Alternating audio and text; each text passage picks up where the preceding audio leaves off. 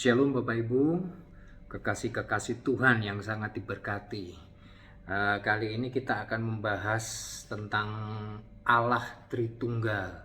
Karena masih banyak juga perdebatan, bahkan saya percaya sampai akhir zaman pun hal ini tetap akan diperdebatkan oleh orang-orang yang belum percaya kepada Yesus Kristus, tentang Allah Tritunggal. Bahkan mereka banyak yang mengejek Allahnya orang Kristen kok ada 3 ya.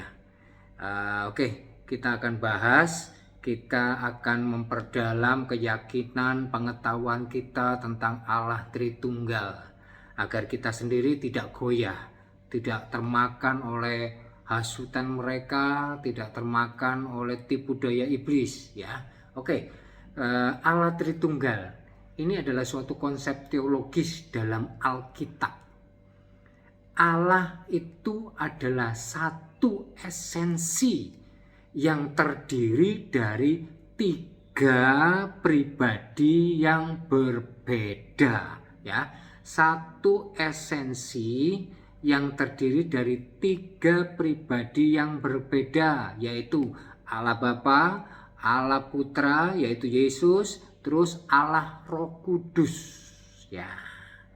Itu satu esensi ya, hakikatnya sama, yaitu ketiga-tiganya adalah Allah, setara dan kekal semuanya.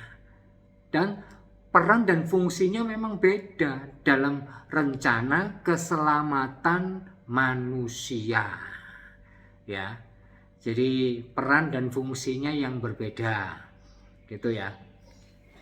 Oke, saya kasih contoh dulu tentang manusia.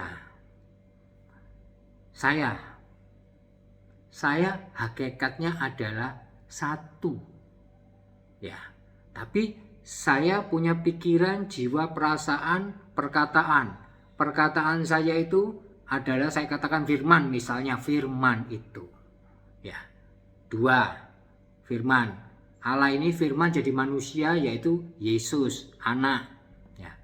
Terus saya sebagai manusia, tubuh ini punya roh 3 ya. Jadi saya, roh saya, tubuh saya ada, kemudian firman, perkataan, pikiran saya tadi yang kedua, yang ketiga adalah roh saya. Roh saya ini manusia atau bukan? Manusia. Pikiran-pikiran, perkataan, sifat ini sifat manusia. Tubuhnya juga manusia. Seperti itu gampangannya ya, analoginya adalah seperti itu. Jadi jangan bingung-bingung dengan jebakan-jebakan pertanyaan yang aneh-aneh ya. Kita lihat di Amanat Agung Matius 28 ayat 19 ya. Di situ dijelaskan itu loh, ketiga-tiganya. Beritakanlah, pergilah beritakanlah Injil, jadikanlah semua bangsa muridku, baptislah mereka semua ya, dalam nama Bapa ya, dan Putra dan Roh Kudus ya. 3 pribadi, satu esensi, yaitu Allah, ketiga-tiganya. Sudah dijelaskan di situ, tidak usah bingung ya.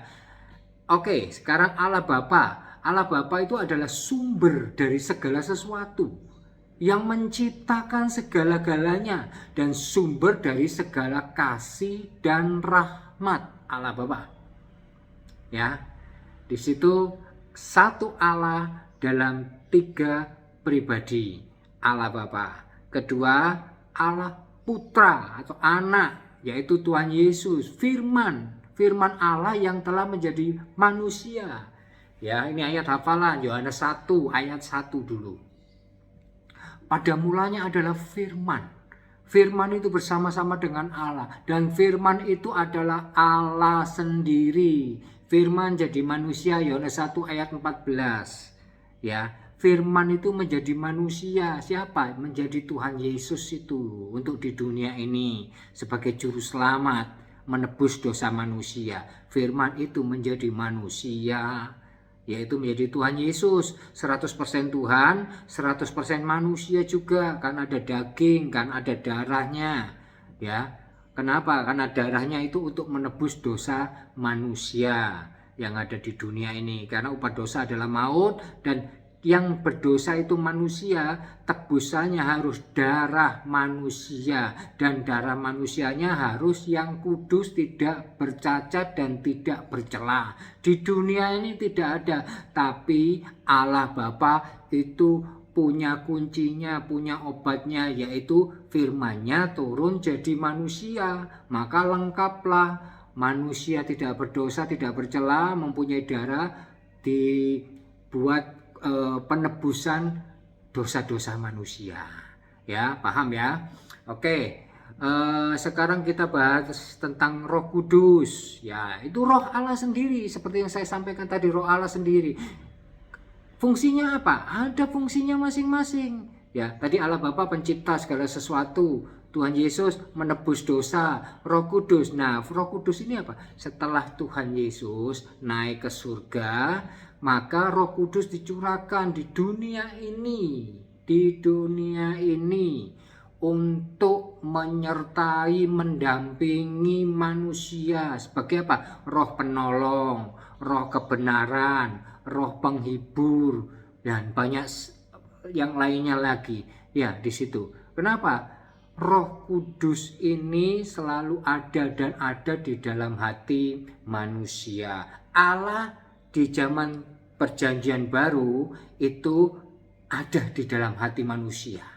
Allah itu tidak naik turun, tidak naik turun. Hadiratnya tidak naik turun, tidak naik turun. Tapi Allah itu sudah ada tetap di dalam hati manusia. Beda dengan Perjanjian Lama. Ya, Perjanjian Lama itu urapan Tuhan, Allah turun dulu kepada Musa, turun dulu kepada nabi-nabi dan lain sebagainya, kemudian naik lagi. Ya, tapi kalau di Perjanjian Baru, arah itu sudah turun dan tinggal di dalam kita. Kenapa? Karena kita sudah ditebus oleh darah Yesus. Kita sudah diperdamaikan dengan Allah. Maka dari itu, Allah itu sudah damai. Kita sudah damai dengan Allah. Makanya Allah tinggal di dalam kita. Itu ya. Jadi jangan takut dengan intimidasi iblis yang selalu mengatakan kamu tidak layak, kamu berdosa, macam-macam, kamu dulu orang yang rusak lah, yang tidak benar lah. Sudah lupakan, itu manusia lama. Yang penting kita bertobat, ya, terima Yesus, sudah kita bertobat, kita belajar firman-Nya, kita melakukan firman, kita undang Roh Kudus yang ada dalam diri kita ini untuk memimpin kita. Ya, jangan kita yang memimpin Roh Kudus, roh kita yang memimpin Roh Kudus. Itu kebanyakan manusia seperti itu, karena keinginan daging tadi loh, dari hatinya itu, dari jiwanya itu loh. Yang jiwa lama yang masih kotor-kotor itu harus disingkirkan, itu harus dikuasai roh. Ya, rohnya untuk menguasai harus banyak makan firman itu, firman Tuhan yang hidup itu. Harus diperbanyak makan firman sehingga tahu, paham firman oleh tuntunan Roh Kudus, maka belajar semua itu ditinggalkan, dikalahkan itu. Ya, kedagingannya dikalahkan. Ya, hidup kita sudah berubah, sudah terima Tuhan Yesus, sudah mulai paham Allah Tritunggal, ya. Satu Allah dalam tiga pribadi yang mempunyai pekerjaannya masing-masing. Allah menciptakan, ya, Allah mengasihi, sumber segala rahmat dan kasih. Kalau Allah Anak atau Tuhan Yesus, yaitu yang menebus dosa manusia, yang memberikan keselamatan. Kemudian setelah itu kita sudah ditebus, kita sudah diperdamaikan dengan Allah Bapa di sorga. Lalu rohnya Bapa turun ke dunia ini, turun di dalam diri kita manusia untuk mengajar, menolong, memberi penghiburan, ya, mengajarkan tentang kebenaran, memberikan kepada kita, mencelikan mata hati kita menjadi saksi apa yang sudah diperkatakan Tuhan Yesus, supaya kita ingat, supaya kita juga mau melakukan. Ya, jangan lupa bisa di-sharekan ke teman-teman lain untuk menguatkan juga. Jadi jangan takut lah, jangan pusing-pusing dengan Allah Trinitas, Allah Tritunggal, apa-apa, ya sudahlah. Ya, esensinya satu, ya, Allah, ya. dan terdiri dari 3 pribadi yang berbeda dengan tugas-tugasnya masing-masing seperti itu. Ya, Bapak Ibu, semoga menjadi berkat share untuk kali ini, dan saya berdoa memberkati semua orang yang melihat, mendengarkan video saya ini supaya tetap dikuatkan oleh Tuhan Yesus, supaya diberi hikmat, diberi kemampuan. Terima kasih Tuhan, memberkati mereka yang sakit pun Tuhan jamah, Tuhan pulihkan, sembuhkan oleh bilur Tuhan Yesus. Yang menghadapi pergumulan permasalahan, Tuhan sertai, menyelesaikan semua pergumulan permasalahan tersebut oleh Tuhan untuk mereka semua. Dalam nama Tuhan Yesus, haleluya, amin.